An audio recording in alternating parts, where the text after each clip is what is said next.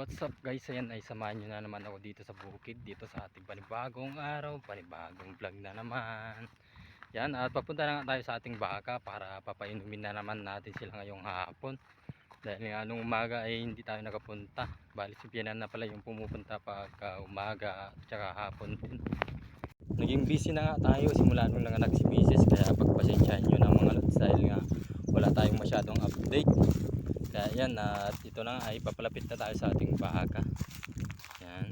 At uunahin nga muna natin tong kalabaw mga lods dahil nga yan ay lilipat lang natin yung kanilang tali.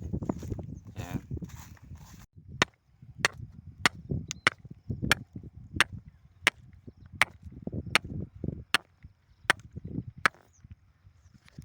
At nailipat na rin natin yung tali ng ating kalabaw. At kung mapapansin nyo, ayun, at nandun pa sila sa tubig, naliligo.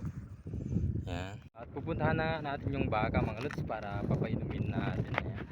Yan, at nandito na nga tayo sa ating baka. Bali tatanggalin lang muna natin yung kanilang tali para mapainom na natin sila.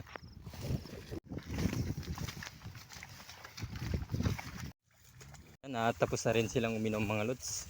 Yan, at ibalik na rin natin dito sa pinaglagyan nating mga lods. Ayan.